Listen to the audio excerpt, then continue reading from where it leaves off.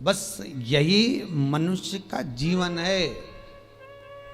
घर परिवार की दुकान को हमने खूब सुंदर जमा के रखा है, बहू है, बेटा है, नाती है, पंती है, पोता है, बहुत जोरदार दुकान जमी हुई है।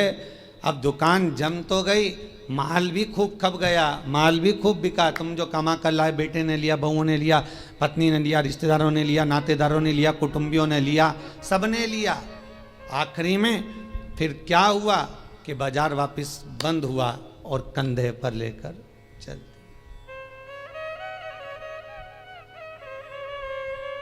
फिर निवेदन करूंगा, तुम दुकान पर बैठकर व्यापार में, व्यवसाय में, नौकरी में, तुम दुकान में जितना बैठकर कमा रहे हो उसका भोग तुम्हारी पत्नी, तुम्हारे बच्चे, बहुएं, पोता पोती, रिश्तेदार, कुटुंबी सब भोगेंगे। पर तुमने जिस तरह से कमाया है उसका भोग तुम्हें अकेले ही भोगना पड़ेगा, कोई दूसरा नहीं भोगेगा।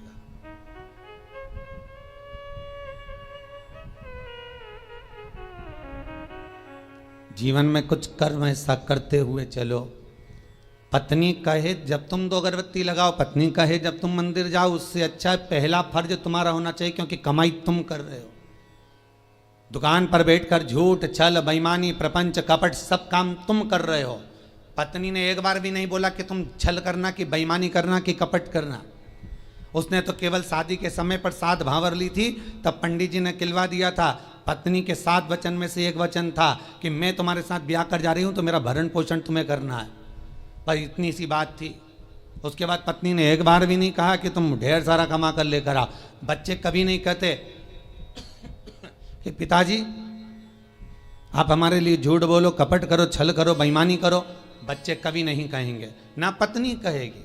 जब ऊपर जाओगे, यम की कैद चढ़ोगे, तो यमराज तुम्हें जब नरक में पटकेगा तब कहोगे मैंने झूठ पत्नी के लिए बोला था, मैंने बच्चों को पढ़ाने के लिए, आगे बढ़ाने के लिए झूठ बोला था, मेरे अकेले को नरक क्यों पटक रहे हो? पत्नी और बच्चों को भी तो पटको। तो यमराज भी कहेगा झूठ तूने बोला, कपट तूने करा, बेईमानी तूने करी, प्रपंच तूने करा, तो भोग भी तो भोग, दूसरा काहे को भोगेगा?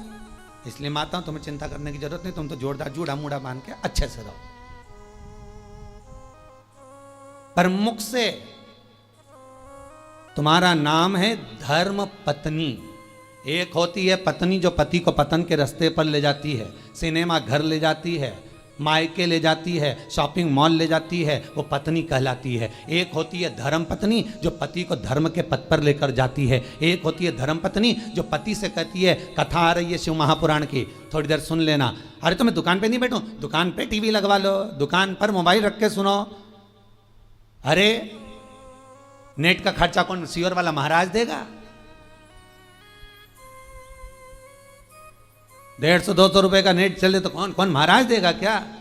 तो पत्नी उस समय पर एक शब्द जरूर बोल दे कि कमा किसके लिए रहे हो, पहले ये तो बता।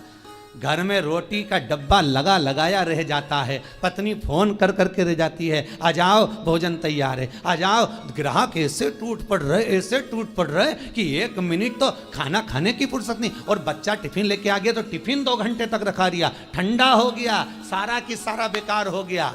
और तुम वो ठंडा भोजन गाय की सांदी जैसा बस खा रहे, ऊपर से दुकानदार फिर ग्राहक बोल रहे सेठ जी की मुंह में रोटी, सेठ फिर निकाला। किसके लिए कमाया भाई?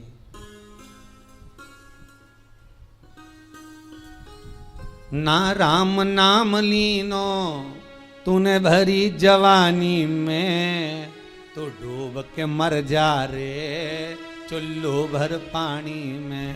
पर समझने वाली बात तो यह है कि इतना बड़ा मनुष्य चुल्लू भर पानी में डूबे कैसे? इतना बड़ा मानव चुल्लू भर पानी में डूब के मरेगा तो मरेगा कैसे? ये सोचने वाली बात है। तो उसमें भी शास्त्र में वर्णन किया, जो मनुष्य भगवान का भजन नहीं करता, जो मनुष्य भगवत स्मरण नहीं करता, जो मनुष्य भगवत कीर्तन नहीं करता, जो मनुष्य कभी स्मरण नहीं करता, वो कीड़े की तरह जन्म लेता है और कीड़ा चुल्लू भर पानी में डूबकर मर सकता। धर्म पत्नी का फर्ज है पति अगर कमा कर तुम्हें ला कर देता है तो तुम्हें चाहिए कि पति से कहो चलो दान करिए, चलो पुण्य करिए, चलो कथा सुनिए, संकीर्तन करिए। ये धर्म पत्नी का फर्ज है।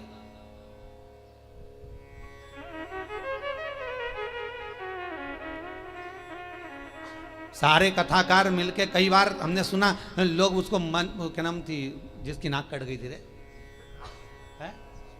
तुम लोगों को बड़ा मालूम है।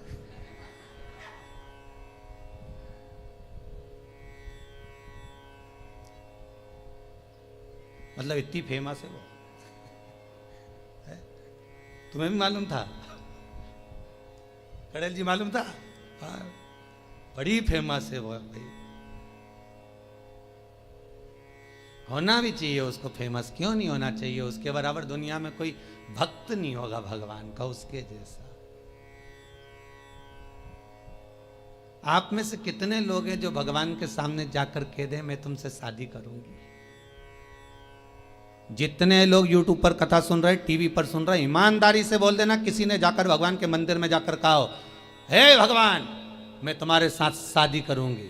तुम तो इंसान हो, वो राक्षसी थी शूर्पणखा जो भगवान के सामने सीधा प्रस्ताव लेकर पहुंच गई कि तुम सम पुरुष न मो सम नारी, इसलिए मैं तुमसे विवाह करना चाहती हूँ। भगवान इतने खुश हो गए कि जिंदगी में कहीं की तो मिली जिसने कहा कि तुम्हारे जैसा पुरुष नहीं होगा, मेरे जैसी नारी नहीं होगी। दुनिया समझे तब तो। यहाँ तो जो जाए भगवान के पास में, जरा भगवान दुकान नहीं चल रही, भगवान छोरा दे दो, भगवान बहू दे दो, भगवान ये दे दो। भगवान भी इतना बोर हो जाता कि भगवान ने भगत से कहा एक आध दिन तू आके बैठ जा यहाँ, एक बार आके बैठ जा। होता है, एक भगत भगवान के पास पहुंच गया, भगवान सबसे ज्यादा अच्छी जिंदगी तो तुम्हारी है। भगवान ने कहा हमारी काहे की जिंदगी अच्छी, और क्या, बढ़िया चांदी की थाली में पकवान आ रहे, लोग पंखा झेल रहे, एसी का रूम तुम्हारा, सारे मंदिरों देखे क्या ठाट के बने हुए हैं, मार्बल का फर्श, मखमल के गादी तकिया, क्या जोरदार जोरदार सारा ठाट, ऊपर चांदी का छतर लगा, हीरे के जेवरात पहने। भगवान सबसे ज्यादा सुखी तो तुम हो। भगवान ने कहा है अगर ऐसा सुख है तो एक काम कर, 24 घंटे के लिए तू हमारी जगह खड़े हो जा, चल आजा। तो क्या उसमें क्या होगा, 24 घंटे का कोई सुख होता? भगवान कहने लगे तू खड़ा तो मैं तेरी जगह चले जाता, तू मेरी जगह चले जा। अब भक्त तो बहुत नाराज तो था ही, उसने कहा ठीक है उतरो नीचे, उतरो। तो भगवान विष्णु और लक्ष्मी का मंदिर था, नारायण और लक्ष्मी का। तो भगवान बोले मैं अकेला जाऊं तो पत्नी को भी लाना पड़ेगा ना, तो पति ने अपनी पत्नी को बुलवा लिया, तू भी आ जा, आज अपन भगवान की जगह खड़े होंगे। भगवान को बाहर बैठो, जाओ मंदिर के बाहर, हम दोनों खड़े। भगवान बोले जैसे हम खड़े वैसे की वैसे खड़े रहना हो, हिलना डुलना नहीं, नहीं तो लोगों को मालूम पड़ गया ना, सोच लेना। हाथ पांव कुछ नहीं हिलना चाहिए, कुछ नहीं हिलेगा, तुम्हारे जैसे ही खड़े रहेंगे बिल्कुल। तो हो जाओ खड़े। भगवान हट गए, उन दोनों को खड़ा कर दिया, धनी लोगाई को, दोनों को, पति पत्नी को। राम जी भगवान नारायण तो आराम से ऐसा हाथ करके खड़े, लक्ष्मी जी वे ऐसा हाथ करके। तो लक्ष्मी जी ऊपर चढ़ी और लक्ष्मी जी ने उसकी पत्नी का हाथ ऐसा करा, ऐसा करिए, मुस्कुरा, क्योंकि भगवान की मूर्ति मुस्कुराती हुई होती है ना। अरे करें कि नहीं करे दर्शन, करते ना, मुस्कुरा। और तुम भी ऐसे खड़े रहो, मुस्कुराते।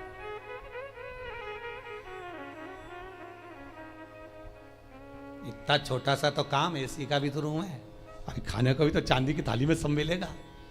पत्नी से बोला खड़े रहे तो भगवान के जाऊं, लक्ष्मी नारायण का ठीक है जाओ, अब कब आऊं? भगवान बोले, तो वो बोला अभी हम सारा सुख भोग लें फिर आना आराम से। हाँ ठीक है, कल आ जाऊं कि आज ही आऊं? नहीं तुम तो शाम तक वापिस आ जाओ। हम भगवान वहां तक गए तो इन्होंने मुंह फिर उतार लिया। लक्ष्मी जी बोली मुस्कुराओ, फिर मुस्कुराओ। अब सब भगत दर्शन के लिए आने लगे भगवान के।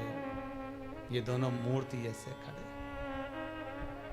कोई के मेरी बहू ऐसी, कोई के मेरा बेटा ऐसा, कोई के धंधा पानी नहीं चले, नीचे से चीटा चढ़ गया।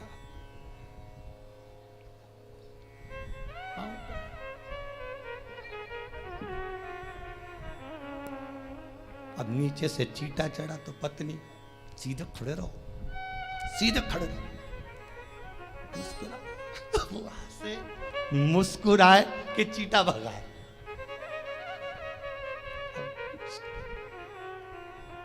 जहां लक्ष्मी जी खड़ी थी वही हाथ लेके मच्छर काटे जा रहा।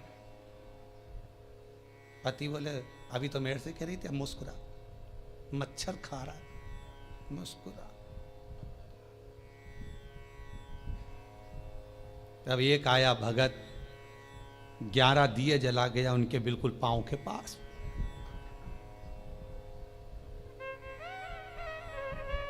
पत्नी बोली आग लगा के मानेगा।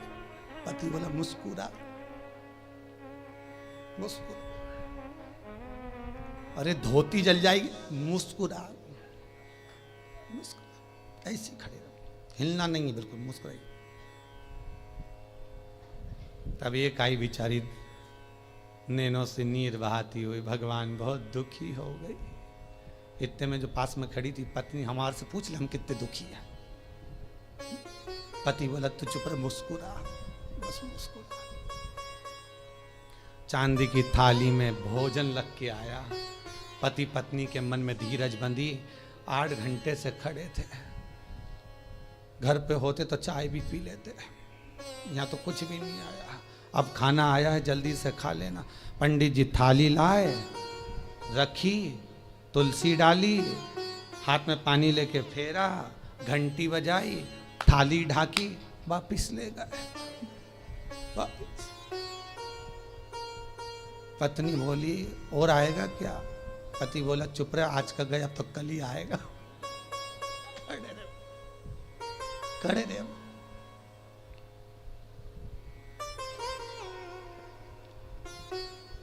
शाम के समय भगवान नारायण और लक्ष्मी आ गए।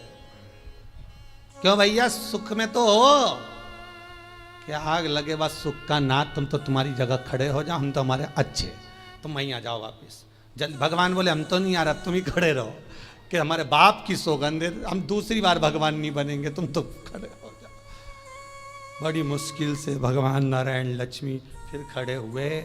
हमें लगता है सामने वाला व्यक्ति बहुत सुखी है, पर उसकी जगह पर जब हम बैठते हैं तब मालूम पड़ता है कि दुख जीवन में कितना पड़ा है। जीवन में दुख कितना है वो समझना। पकड़ कर हाथ जो तेरा, कहे तू लाडला छोरा, अभी सब साथ हैं तेरे, आगे होने को धोखा है। हरि भज लो, हरि भज लो, हरि भजने का मौका है। हमें अपने कुटुंबी, रिश्तेदार, नातेदार जितने भी हमें अपने लगते हैं, ये कोई अपना नहीं, केवल एक लुटेरा है। कितना सुंदर लिखा है।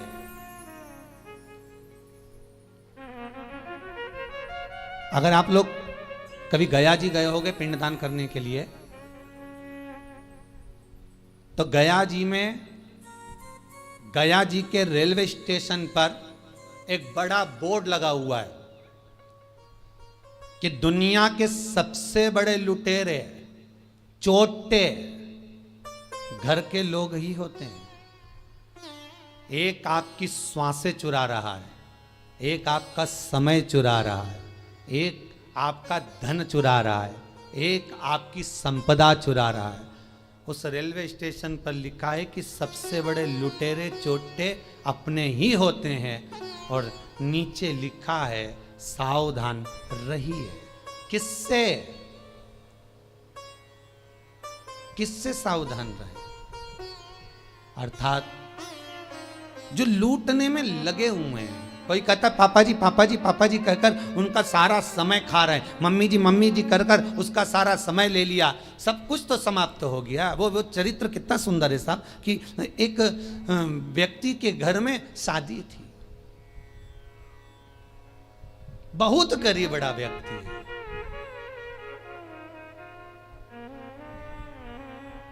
इतना गरीब व्यक्ति, इतना गरीब, और उसके घर में बेटी को ब्याह, धन कुछ नहीं। लड़के वालों से कह दिया सा मैं बहुत गरीब बड़ा हूं, मेरे यहां कुछ भी नहीं है। तो क्या बारात आएगी तो उसको कुछ तो दे सकते हो, हमें रकम मत दो, दहेज मत दो, पर कोई आएगा तो उसको कुछ तो दोगे ना खाने को। तो क्या साहब मेरे पास में केवल थोड़ी सी शक्कर ले आऊँगा, नुक्ति बनवा दूंगा, खोपरा पाक बनवा दूंगा, खिला दूंगा। बहुत गरीब हूँ बेचारा गया मांग धोंग के, लोगों के हाथ जोड़कर, पांव पड़कर, निवेदन कर कर सेठ जी के यहाँ से एक शक्कर की बोरी उठा कर लाया। घर में लाकर पत्नी से कहा, ये शक्कर की बोरी रखी है, बेटी की शादी के लिए रखी है, हाथ ना लगाना। कोने में रख दिया है। हलवाई से बात कर कर आया हूँ। हलवाई कह रहा था मैं आ जाऊँगा, बना दूंगा। अपने पास घी नहीं है, पर हलवाई बहुत अच्छा था, वो कह रहा था मैं ले आऊँगा, तुम बहुत गरीब पड़े हो। शक्कर की बोरी रखी है, ध्यान रखना। शादी की तैयारी में लग गए सब। 2 दिन बाद बारात आना है।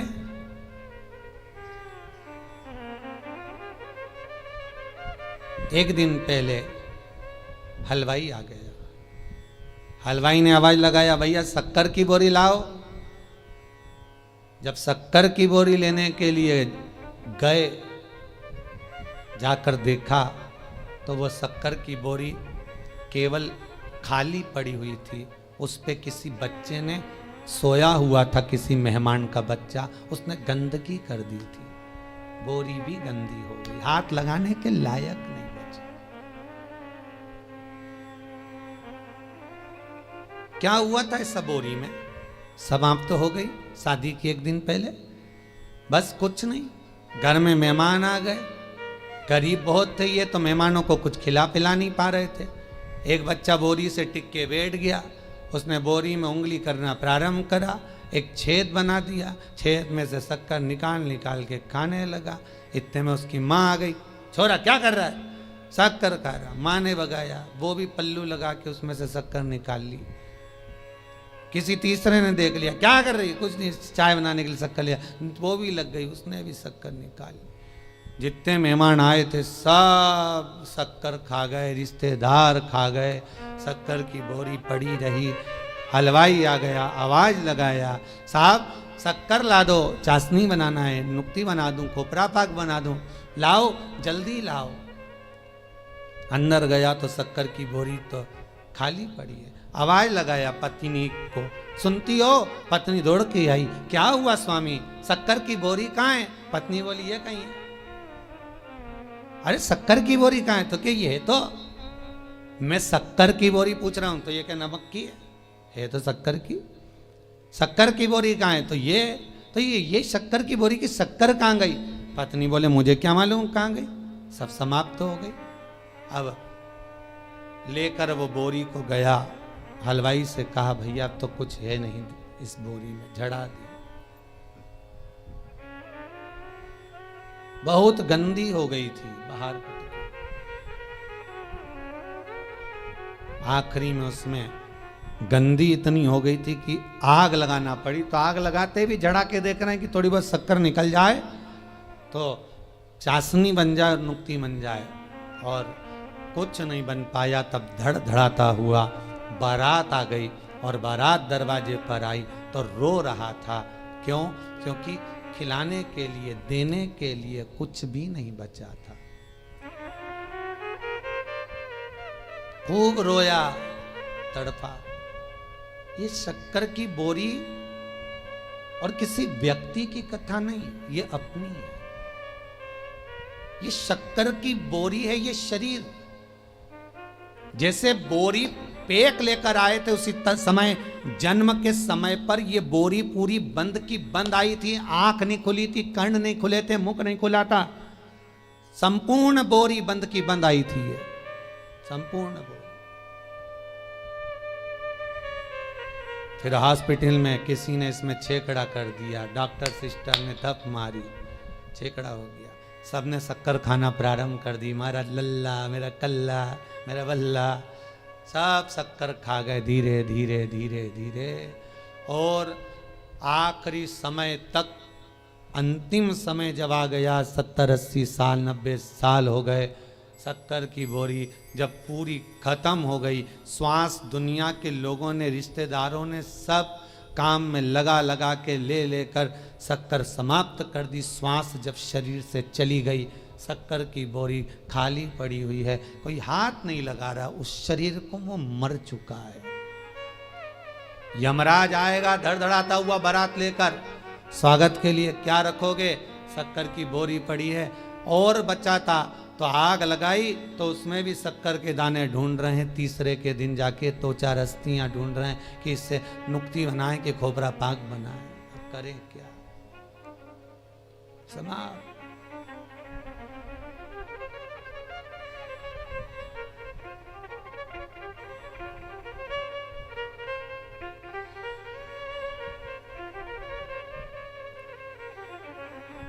दुनिया के लोगों की एकता अगर देखना है, परिवार के लोगों की एकता अगर देखना है, मोहल्ले और संसार के लोगों की एकता अगर देखना है, तो दो जगह पर देखी जा सकती है। एक, जो व्यक्ति आगे बढ़ रहा है उसको गिराने में, और दूसरा मुर्दे को उठाने में। ये दुनिया के लोगों की एकता, ये दो जगह पर देख सकते हो।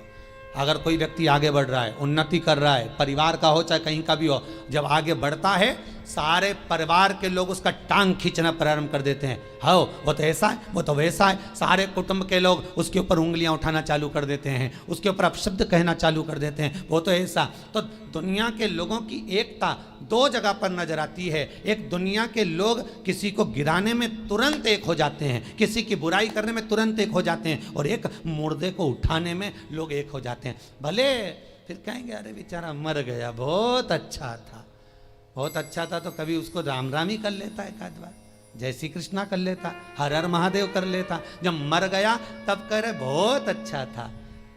और सबसे अच्छा जब लगेगा जब वो शोक पत्र तुम्हारे पास आएगा और उसमें लिखा रहेगा इतनी बजे से इतनी बजे तक पगड़ी है, इतनी बजे से इतनी बजे तक रसोई है। और जब तुम जाके ना गुलाब जामुन, ना खोपरा पाक, ने बूंदी जब खाओगे, नुक्ति का रायता में बूंदी डाल डाल के, डुबक डुबक के, सेव डाल के जब पूड़ी के साथ खाओगे, और जितनी तुमने बुराई करी है उसके घर की नुक्ति और सेव कहीं ऐसी पच जाएगी।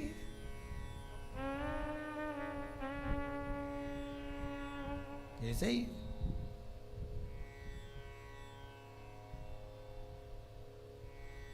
सहज नहीं है महाराज।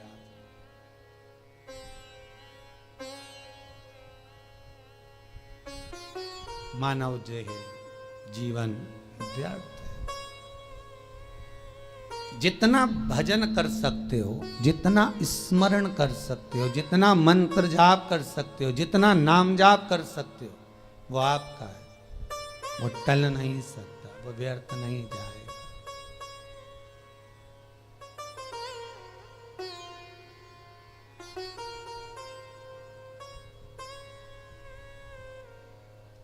तुम्हारा किया गया भजन, तुम्हारा किया गया कीर्तन और तुम्हारा विश्वास शंकर के प्रति खाली नहीं जा सकता, खाली नहीं जाएगा।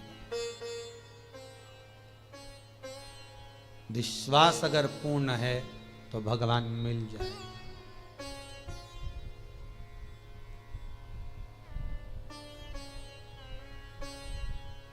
विश्वास की अगर पूर्णता है तो भगवान कहीं दूर नहीं है, भगवान हमारे करीब में, भगवान हमारे नजदीक में।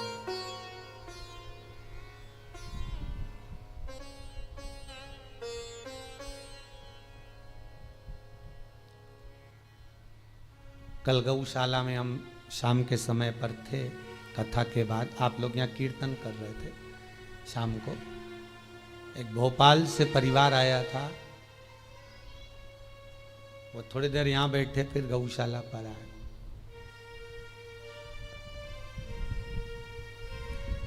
हमने कहा वहाँ जाकर बैठो हॉल में, दर्शन करो, कीर्तन चल रहे हैं, भाभी जी की भजन गा रही थी, कल हम सुन रहे थे वहाँ पर। तो हमें तो केवल दर्शन करना था, इसलिए यहाँ पर आए हैं, आपसे दो शब्द मिलना है। मैंने बोलो, हम यहाँ मिलते करते थोड़ा सा कम ही है, अभी कोरोना महामारी के कारण बहुत दूर किसी से नहीं। बोलिए क्या बात है, इतनी रात को आप आए? दिन में आते तो पूरा गौशाला देखते, वृद्धाश्रम देखते जो बन रहा है, कुबेर भंडारी का मंदिर देखते। कहा गुरुजी कौन सा काम होता है जो क्रूज मुरूज जब बिकते हैं उसका वो जो सामान बेचते हैं, मटेरियल वगैरह जो भी हो, री मटेरियल बेचने का, उस व्यक्ति ने कोई क्रूज मुरूज का री मटेरियल बेचते हैं, कुछ बेकार भंगार जो भी होता होगा, उसको बेचने में उसके 28 लाख रुपए उलझ गए थे। तो वो केवल ये बताने के लिए आया था कि 2 उपाय कर लिए, वो 28 लाख रुपए जो 12 साल से उलझे थे वो आ गए, बस ये बताने के लिए आया। हमने कहा आ गए तो शंकर जी को धन्यवाद दो, भोजन करो, जाओ, यहाँ तो भोजन चालू है, खाओ जाओ। आज आते आते हमारे आगर वाले भी, क्या नाम बताया, मेठी जी है, उनके चेहरे पे आज बहुत खुशी दिख रही है मेठी जी, और होना भी चाहिए। एक बार खड़े होके बताएंगे आप, थोड़ा सा दिखाइएगा मेठी जी, आज क्या खुशी मिली है आपको? माइक देना जरा उनको। आज उनको बड़ी खुशी मिली है, यहां आकर पांव रखकर आप आए, तो आपको क्या खुशी है कुबेर भंडारी के मंदिर से मिल गई है ऐसी?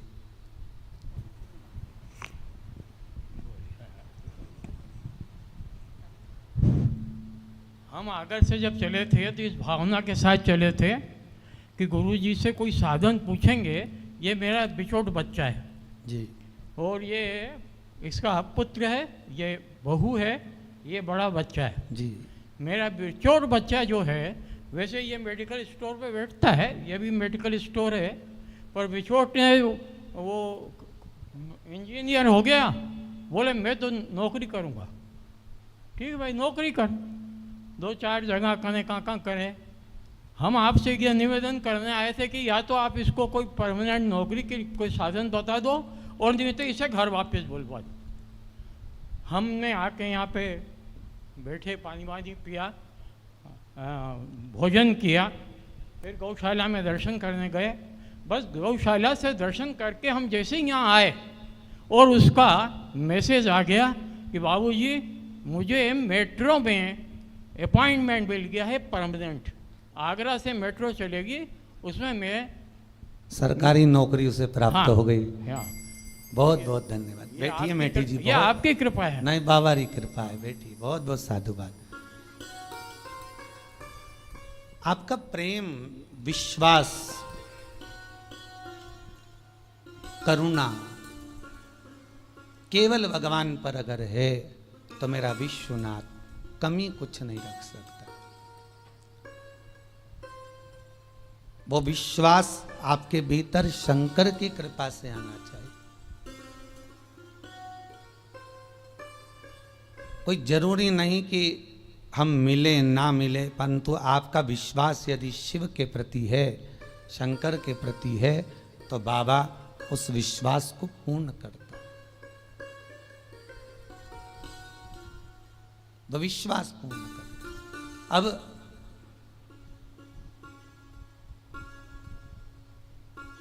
हीरा तो सबके भीतर समाया हुआ है, वो भगवत नाम का हीरा, वो सबके भीतर है। राम नाम, कृष्ण नाम का वो हीरा, ये आत्मा का एक भाव का हीरा, पर काम, लोभ, विषय, वासना, आसक्ति, तृष्णा जो चारों तरफ लपटी हुई है, उसके कारण हम भगवान तक पहुंच नहीं पा रहे।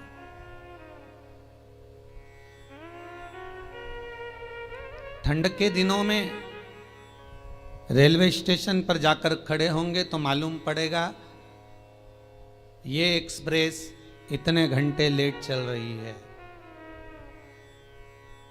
पूछा जाए क्यों, तो कहा धुंध बहुत है, कोहरा छाया हुआ है, इसलिए ये धुंध के कारण, कोहरे के कारण बहुत लेट चल रही है। ट्रेन के सामने धुंध पड़ी है, इसलिए ट्रेन भी लेट हो जाती है। मन के सामने अहंकार की, लोभ की, विषय वासना, काम की धुंध चढ़ी है, इसलिए यह मन मेरे शंकर तक नहीं पहुंच पाता। इस मन को शंकर तक पहुंचाने के लिए अहंकार, काम, लोभ, विषय, वासना, आसक्ति, तृष्णा की धुंध को हटाना होगा। जब ये धुंध हट जाएगी, भगवान मिल जाए, वो प्राप्त हो जाए।